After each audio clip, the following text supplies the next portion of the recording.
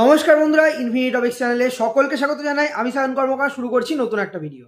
তো আজকের ভিডিওটা তোমাদের পিজি 2025-27 বর্ধমান বিশ্ববিদ্যালয়ে যে পোস্ট গ্রাজুয়েশন অ্যাডমিশন শুরু হতে চলেছে সেই রিলেটেড ভিডিও।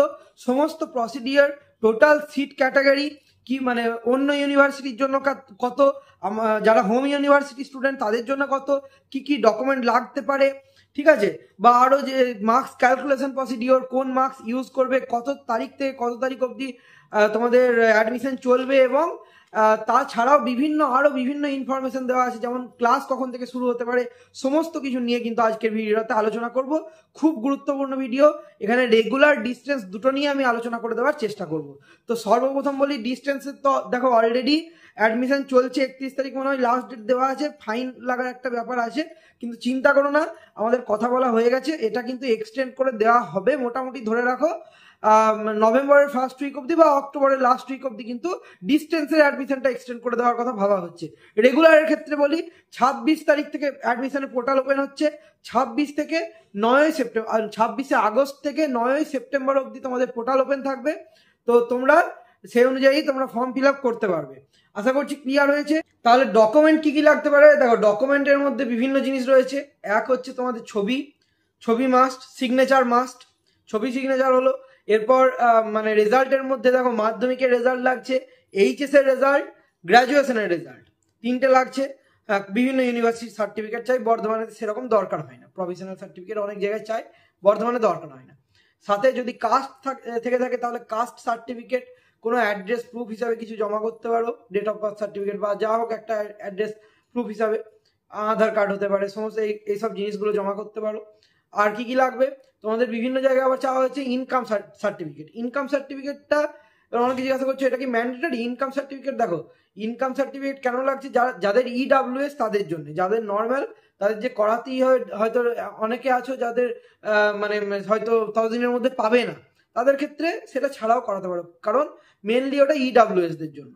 ঠিক আছে, তো দিলে তো অবশ্যই বেটার। আর দিলে চেষ্টা করবে যারা পঞ্চায়েত এলাকার তারা বিডিও থেকে দেবার, যারা মিউনিসিপ্যালিটি এলাকার তারা এসডিও বা যে মিউনিসিপ্যালিটিতে যিনি এক্সিকিউটিভ অফিসার বসেন, এসডিও থেকে যাকে পাঠানো হয় তার কাছ থেকে অন্তত সিগনেচার করিয়ে সেটাকে জমা দেওয়ার। মানে একদম যে পঞ্চায়েতের বা কাউন্সিলর তৈরি করা একটা ইনকাম সার্টিফিকেট দিয়ে দিলে সেরকম কিন্তু হবে না। ঠিক আছে, যদি দাও সেক্ষেত্রে, যদি বিডিওর থেকে থাকে তাহলে বিডিওর, যারা পঞ্চায়েত এলাকার আর যারা মিউনিসিপ্যালিটি এলাকার তারা এসডিওর দেওয়ার চেষ্টা করবে। আশা করছি ক্লিয়ার করতে পারলাম। এরপর কি কি লাগছে, এবিসি আইডি তোমাদের একটা তৈরি করতে হবে। আর তাছাড়া কি কি লাগছে, এবিসি আইডি ছাড়া লাগবে তোমাদের যে আর কি মানে যে অ্যান্টি র্যাগিং যে সার্টিফিকেট নিয়ে আমি পরে ডিটেলসে বলছি, বা আমার ভিডিও বানানো আছে, সেটা আমি তোমাদের দিয়ে দেওয়ার চেষ্টা করব। তো মোটামুটি মেনলি এই ডকুমেন্টগুলো দিয়ে তোমাদের কিন্তু অ্যাপ্লাইটা করতে হবে। ঠিক আছে, এই সব ডকুমেন্ট সাথে আরও নিজের যা যা ডকুমেন্ট রয়েছে সেগুলোকেও নিয়ে যাওয়ার চেষ্টা করবে। আর যাদের ক্ষেত্রে আমি বলে রাখি, যাদের ক্ষেত্রে হয়তো মানে কোনো মানে এখন পিএনসি রেজাল্ট আছে, মানে তাদের হয়তো রেজাল্টটা পিএনসি পেয়েছো, কিন্তু কোনো একটা সেমিস্টারে হয়তো ব্যাক ছিল, এরকম অনেকের আগের বারকার স্টুডেন্টদের আছে যে হয়তো এখন কোয়ালিফাইড রেজাল্ট হয়তো পেয়ে গেছো, সেই সেমিস্টার ক্লিয়ার হয়ে গেছে, আর আগে হয়তো ব্যাক ছিল। তারা কি করবে, তারা পিএনসি রেজাল্টটাকে দেবে, সাথে কোয়ালিফাইডটাকে একটার সাথে অ্যাটাচ করে একটা পিডিএফ এর মধ্যে করে দেবে, যাতে বোঝা যায় যে হ্যাঁ তুমি মানে যে সেমিস্টারটাতে ব্যাক ছিল সেটা ক্লিয়ার করে দিয়েছো। আর একটা কথা, অনেকে রিভিউর জন্য জিজ্ঞাসা করছিলে, রিভিউর ডেটটা তোমাদের যারা ইউজি 6 সেমিস্টার পাস আউট এই ব্যাচে তাদের ক্ষেত্রে বলি মোটামুটি 20-25 দিনের মধ্যে রিভিউ ডেট দিয়ে দেওয়া হয়। তবে হ্যাঁ, যেহেতু জেনারেলের রেজাল্ট বেরোতে দেরি হচ্ছে সেই কারণে একটু সময় লাগতে পারে। তো এক্সট্রা আর সেরকম এইটা নিয়ে কথা না বাড়িয়ে সোজা আসি ক্যালকুলেশনে। মার্কস ক্যালকুলেশনে তোমাদের প্রথমেই বলেছি যে আমরা যখন বর্ধমান ইউনিভার্সিটিতে পোস্ট গ্রাজুয়েশনে ফর্ম ফিল আপ করবো, সব সময় দেবো হচ্ছে ইউজির সিসি মানে সিজিপিএ বেসড অন সিসিডিএসি যে মার্কসটা রয়েছে সেটা আমরা কিন্তু সর্বপ্রথম ইউজ করবো, অল কোর্সেরটা নয়। বিভিন্ন সাইবার ক্যাফেতে কিন্তু ভুল করে দেয়। আগের বার এই নিয়ে অনেক স্টুডেন্টের কিন্তু অ্যাডমিশন ক্যান্সেল অবধি হয়ে গেছিল। এবার সাইবার ক্যাফের লোকেরা কিন্তু দায়িত্ব নেয় না। সব সময় মাথায় রাখবে, ইউজি মানে মার্কশিটের যে সিজিপিএ বেসড অন সিসিডিএসি মানে শুধুমাত্র অনার্স পেপারের যেটা 1350-এর মধ্যে টোটাল মার্কস হবে। কি করে মার্কস ক্যালকুলেশন করবে আমি বলে দিচ্ছি।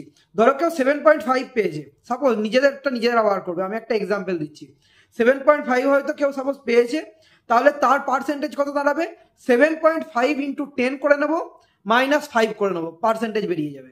অর্থাৎ 7.5 যদি কেউ পাই ইন্টু 10 করলে হচ্ছে 75, -5 করলে কত হচ্ছে 70%। তাহলে ধরো কেউ 1350-এর মধ্যে 70% পেয়েছে, তাহলে আমরা পার্সেন্টেজ মানে 1350-এর 70% কত হয় বার করে নেবো। সেক্ষেত্রে 1350-এর 70% কি করে বার করবো, গুগলে লিখেও তোমরা করে নিতে পারো। যদি মানে ক্যালকুলেশন করতে না পারো, গুগলে লিখবে 70% অফ 1350, তাহলে ডাইরেক্ট চলে আসবে কত 945, 945। তো সেই ক্ষেত্রে যে 945টা কি তোমাদের of 10 marks, percentage 70, of 10 marks 945, total marks 1350, 1350। সেটা তোমরা নিজেরা কেউ 6.8 পেয়েছো, কেউ 5.2 পেয়েছো, এরকম বিভিন্ন মার্কস রয়েছে। তো যে যাই পাও না কেন, যে মার্কসটা পাবে মানে সিজিপিএ ইন্টু 10 -5 করে দেবে, তোমাদের পার্সেন্টেজ বেরিয়ে যাবে। পার্সেন্টেজ থেকে তোমরা ক্যালকুলেট করে নিও অফ 10 মার্কস হয়ে গেল। এবার অ্যাডমিশনের জন্য সব থেকে গুরুত্বপূর্ণ বিষয় দুটো, যেটা তোমরা যে ব্রাউচার দিয়েছে সেখানেও তোমরা দেখতে পাবে যে গুরুত্বপূর্ণ বিষয় যে ডিস্টেন্সের ক্ষেত্রে তো ডে বাই ডি লাগছে, তাছাড়া রেগুলার বলো বা ডিস্টেন্স বলো দুটোর ক্ষেত্রেই কিন্তু লাগছে এবিসিআইডি। এবিসিআইডিতে যারা অন্য ইউনিভার্সিটি থেকে বর্ধমানে আসতে চাইছো তাদের ক্ষেত্রে কিন্তু দেখবে হয়তো নিউ অ্যাডমিশন করতে হতে পারে, ডিজিলকারে যখন অ্যাপ্লাই করবে তখন আইডেন্টিটি ভ্যালুতে তোমরা লিখে দেবে NEW। আর যারা আগের বর্ধমান ইউনিভার্সিটির ক্যান্ডিডেট হোম ইউনিভার্সিটির, তারা রোল বা রেজিস্ট্রেশন নাম্বার সিলেক্ট করে আইডেন্টিটি ভ্যালুতে সেই নাম্বারটা দিয়ে দিতে পারো। ঠিক আছে, এবার যে ডে বাই ডি বললাম, যারা ডিস্টেন্সে অ্যাডমিশন নেবে তাদের ক্ষেত্রে ডে বাই ডি কথার অর্থ কি, ডিস্টেন্স এডুকেশনাল ব্যুরোর আইডি, অর্থাৎ সিডিওই মানে হচ্ছে centre for distance and online এডুকেশনের আন্ডারে এই যে যদি আমরা ফর্ম ফিল আপ করি বা ডিস্টেন্সে পড়াশোনা করি, সেক্ষেত্রে আমাদের এটা ফিল আপ করতে হয়। সেটা ধরো কেউ একটা কোর্সের সাথে অন্য কোর্স করছে, সেটাও হয়তো অ্যালাউ, মানে হয়তো কেউ ডিস্টেন্সে কোনো কোর্স করছে, রেগুলার হয়তো অন্য কোর্স করছে, কিন্তু দুটোই তোমার সেম ইউনিভার্সিটি থেকে করতে হবে, এরকম না যে আলাদা আলাদা জায়গা থেকে করবো, তাহলে তোমার মাইগ্রেশন তুলতে হবে, সেক্ষেত্রে সমস্যা হয়ে যাবে। আর অন্য ইউনিভার্সিটি থেকে যদি এসে থাকো তাহলে মাইগ্রেশনটা অবশ্যই নিয়ে আসবে যদি চান্স পাও বর্ধমান ইউনিভার্সিটিতে। আর যারা হোম ইউনিভার্সিটি তাদের এসব দরকার নেই। তো তারপরের প্রসিডিওর, যদি মার্কশিট না পাও, ধরো তোমাদের যে অনেকে বলছো যে মার্কস আমরা হার্ড কপি পাবো, সফট কপি পাবো, ইউজির 6th semester normally soft copy দেওয়া হয় না, এইবারে দিলে আমি বলতে পারছি না, কিন্তু নর্মালি দেওয়া হয় না। মোটামুটি 7 থেকে 10 দিনের মধ্যে কিন্তু রেজাল্টটা আউট করে দেওয়ার চেষ্টা করে দেওয়া হয়। তো যদি আউট হয়ে যাচ্ছে বা কলেজে চলে আসছে, তোমাদের ডেট দিয়ে দিচ্ছে, সেক্ষেত্রে গিয়ে কালেক্ট করে সেটা দিয়েই তোমরা ফিল আপ করতে পারবে। এবার যারা অন্যান্য ইউনিভার্সিটিতে অ্যাপ্লাই করবে, হয়তো আর্জেন্ট লাস্ট ডেট, তারা কিভাবে করবে, যেটা তোমাদের গ্রেড পয়েন্ট বেরিয়েছে সেখানে নিজেদের যে রোল নাম্বার কিউ তো আছে ওখানে লেখা, তোমাদের পার্সেন্টেজ কত পেয়েছো পয়েন্টগুলো তো লেখা আছে, ওই পিডিএফটাকে প্রিন্ট বার করতে পারো, বা পিডিএফটাকে তোমার নিজের যে রোলটা সেটা হাইলাইটার দিয়ে হাইলাইট করে দেবে, দিয়ে হাইলাইট করার পর সেটাকে তুমি অ্যাজ এ মানে রেজাল্ট হিসাবে আপলোড করবে। যখন ডকুমেন্ট ভেরিফিকেশন হবে তখন তুমি সেটা বেসিসে কিন্তু তোমরা অ্যাডমিশন নেবে। আশা করছি বুঝতে পেরেছো। অ্যাডমিশনের জন্য আরো একটা গুরুত্বপূর্ণ বিষয় দরকার, যেটা হচ্ছে anti ragging certificate. Anti ragging এর জন্য কিন্তু বিভিন্ন প্রসেস রয়েছে, যেটা আমি তোমাদের ডেসক্রিপশনে দিয়ে দেওয়ার চেষ্টা করব বা বলার চেষ্টা করব ইন ফিউচার ভিডিওতে। অ্যান্টি র্যাগিংটা কিভাবে করতে হবে সমস্ত কিছু আমি বলে দেওয়ার চেষ্টা করব। যাই হোক, এরপরে আসি যে আরো কিছু বিষয়, গুরুত্বপূর্ণ বিষয় রয়েছে, যেগুলো হচ্ছে সিট ক্যাটাগরি, মানে তোমাদের মোটামুটি যে অ্যাডমিশনের ক্ষেত্রে মোটামুটি কটা সিট রয়েছে সেগুলো তো ব্রাউচারে তোমরা পেয়েই যাবে। তাছাড়াও মোটামুটি এটা জেনে রাখো যে যারা হোম ইউনিভার্সিটি স্টুডেন্ট তাদের জন্য 80% সিট রিজার্ভ, যারা আউটার ইউনিভার্সিটি অন্য কোথাও থেকে আসছো তাদের জন্য 20% সিট রিজার্ভ। আর সাথে মার্কস ক্যালকুলেশন কি করে হবে, 20% তোমার নেবে হচ্ছে মাধ্যমিকের বেস্ট অফ 5 থেকে, 20% নেবে হচ্ছে তোমাদের বেস্ট অফ 4 যেটা এইচএস থেকে 20%, অর্থাৎ 20% মাধ্যমিক, 20% এইচএস, 60% হচ্ছে গ্রাজুয়েশনের অনার্স পেপার অর্থাৎ মেজর সাবজেক্ট থেকে। তো বুঝতে পেরেছো যে কি করে তোমাদের মার্কস ক্যালকুলেশন হয়ে র্যাঙ্কিং এর যে তোমাদের র্যাঙ্ক লিস্ট বেরোবে। আশা করছি ক্লিয়ার হয়েছে। এই র্যাঙ্কের ওপর কি কি থাকে, এই যে ক্যাটাগরি, মানে এই 80-20 তো আমরা বললাম হয়তো যে মানে আমাদের হোম ইউনিভার্সিটি স্টুডেন্টদের জন্য 80% রিজার্ভ আর বাকিদের জন্য 20% রিজার্ভ, কিন্তু এর ভেতরেও আবার ক্যাটাগরি আছে। কি কি সেগুলো, UR, SC, ST, OBC, DA, SP, সমস্ত কিছু। এক্ষেত্রে ডিএ এবং এসপিটা অনেকে বুঝতে পারো না। ডিএ কথার অর্থ হচ্ছে ডিসএবিলিটিস অর্থাৎ যারা প্রতিবন্ধী, এবং এসপি কথার অর্থ হচ্ছে যারা স্পোর্টস পার্সন, যারা খেলাধুলার সাথে যুক্ত। তো সেই অনুযায়ী নিজেরা ফিল আপ করে নিও। আর যারা ওবিসি ক্যান্ডিডেট তারা একবার নিজেদের বিডিও বা এসডি অফিসে গিয়ে খোঁজ করে নিও যে কিছু আপডেট করাতে হবে কিনা, যদি করাতে হয় সেই জিনিসটা তোমরা কিন্তু আপলোড করবে। আর যারা মানে ধরো এরকম করার পর যারা ধরো মানে সিলেক্ট হচ্ছে মানে ওবিসি বা এসসি এসটি যাই হোক না কেন, তোমাদের সেই ক্যাটাগরিতে হয়তো নাম আসছে না, সেক্ষেত্রে অটোমেটিক্যালি তোমাদের শিফট হয়ে যাবে হচ্ছে ইউআর ক্যাটাগরিতে। আর প্রথমেই কিন্তু তোমাদের এরকম মানে দিলে বলি যে হয়তো কারোর ধরো 8.5 বা 8-এর ওপর মার্কস আছে, সে হয়তো ডাইরেক্ট ইউনিভার্সিটিতে পেয়ে গেল। কিন্তু যাদের ধরো 7.8 বা 7.7 বা 7.5 বা 7 পয়েন্ট, তারা কিন্তু ডাইরেক্ট ইউনিভার্সিটির চান্স নাও পেতে পারে।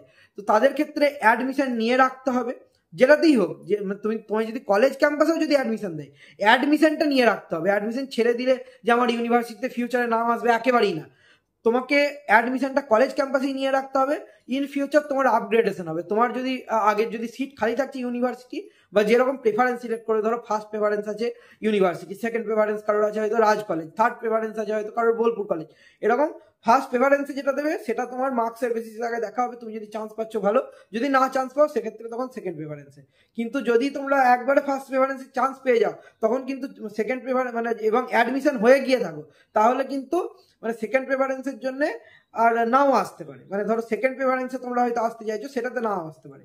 কিন্তু তোমাদের ধরো ফার্স্ট প্রেফারেন্সে যেটা আছে সেটা হয়তো হলো না, তোমরা হয়তো দিয়েছিলে সেকেন্ড প্রেফারেন্সে হয়তো রেখেছিলে বর্ধমান রাজ কলেজ, ফার্স্টে আছে হয়তো ইউনিভার্সিটি, তাহলে তোমাদের হয়তো বর্ধমান রাজে যদি নাম আসে, তোমাদের অ্যাডমিশন নিয়ে রাখতে হবে। ইন ফিউচার তোমাদের আপগ্রেডেশন প্রসেস কিন্তু অটোমেটিক্যালি হয়ে যাবে। ডাইরেক্ট তোমাকে ইউনিভার্সিটিতে যদি আর কি কোনো সিট ফাঁকা থাকে, তোমাদেরকে ডাইরেক্ট কিন্তু প্রমোট করে দেওয়া হবে ইউনিভার্সিটিতে। তো সেটা পরের প্রসিডিওর আমি পরে আলোচনা করব। আর তোমাদের যে অ্যাডমিশনের যে ডেট তো আমি বলেই দিলাম যে 26 থেকে 9 তারিখ অবধি রয়েছে।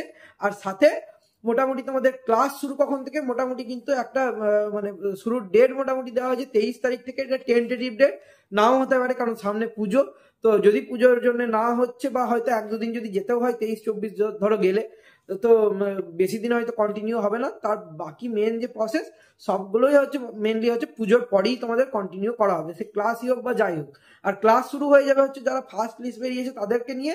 তারপরে মোটামুটি 3 থেকে 4টে লিস্ট তোমাদের কিন্তু আউট হয়। মোটামুটি তোমাদের প্রফেশনাল মেরিট লিস্ট বা র্যাঙ্ক যে মেরিট লিস্ট বেরোয়, সেগুলো মোটামুটি 3 থেকে 4টে কিন্তু মেরিট লিস্ট তোমাদের আউট হয়।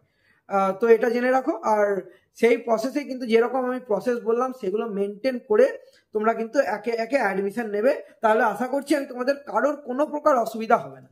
আর যদি রিভিউ মানে ধরো কেউ হয়তো রিভিউর জন্য অ্যাপ্লাই করেছে, ইউজি 6 সেমিস্টার রেজাল্ট পাস করতে হবে, কিন্তু পাস করে ধরো রিভিউর জন্য অ্যাপ্লাই করেছো, মার্কস হয়তো কম আছে বলে অ্যাপ্লাই করেছো, তো তাদের ক্ষেত্রে কোনো চিন্তার কোনো দরকার নেই। তোমরা অ্যাপ্লাই করেছো যখন, তোমাদের সেই মার্কশিট মানে তোমাদের কাছে এখন যে মার্কশিট আছে সেই মার্কশিটটা দিয়েই তোমরা অ্যাডমিশন নিতে পারো। ইন ফিউচার চেঞ্জ হলে তাতে কোনো তোমাদের অ্যাডমিশনে ইফেক্ট পড়বে না। আর একটা কথা, স্কলারশিপের বিষয়ে তোমরা অনেকে জানতে চাও। স্কলারশিপ পিজির ক্ষেত্রে যদি তোমরা অ্যাপ্লাই করতে চাও পোস্ট গ্রাজুয়েশনে উঠে, সেক্ষেত্রে তোমাদের জন্য 55% অর্থাৎ 55% মার্কস দরকার। আশা করছি সকলের কাছে সমস্ত বিষয়টা আমি ক্লিয়ার করতে পারলাম। যদি পিজি 2025-27 এমন কোনো জায়গায় আমি মিস করে গিয়ে থাকি বা এখনো কোনো জায়গায় ডাউট থেকে থাকে তোমাদের, অবশ্যই কমেন্টে করো। আমি মানে কমেন্টটা অবশ্যই তোমরা করে রাখবে, আমি অবশ্যই চেষ্টা করব তোমাদের কমেন্টের মাধ্যমে রিপ্লাই দেওয়ার, বা প্রয়োজন পড়লে আমি নতুন করে ভিডিও করেও তোমাদের কিন্তু আমি বলে দেওয়ার চেষ্টা করব। আমি মার্কস ক্যালকুলেশন সম্পর্কে বললাম, রিভিউ রেজাল্ট মানে কতদিনের মধ্যে তোমরা অ্যাপ্লাই করতে পারবে সেইটা সম্পর্কে বললাম।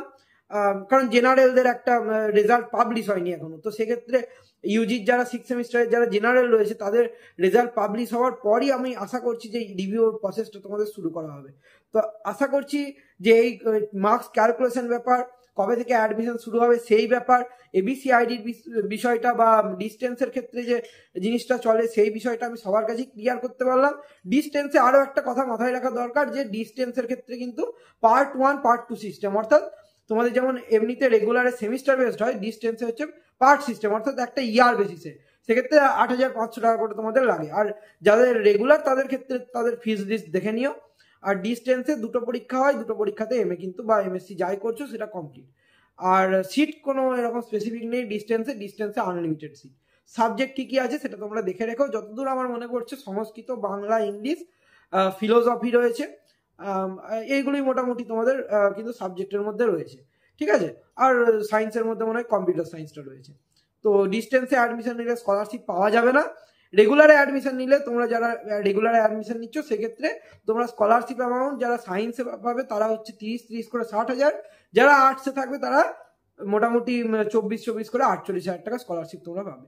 আমি আশা করছি সব জিনিসই এখানে আমি ক্লিয়ার করে দিতে পেরেছি। যদি ভিডিওটা ভালো লেগে থাকে ভিডিওটা লাইক করতে ভুলবে না। এই ধরনের ভিডিও আরো পাওয়ার জন্য আমাদের চ্যানেলটা সাবস্ক্রাইব করে পাশে থাকা বেল আইকন অবশ্যই প্রেস করে দিতে পারো। ধন্যবাদ, সকলের সাথে দেখা হচ্ছে পরবর্তী ভিডিওতে।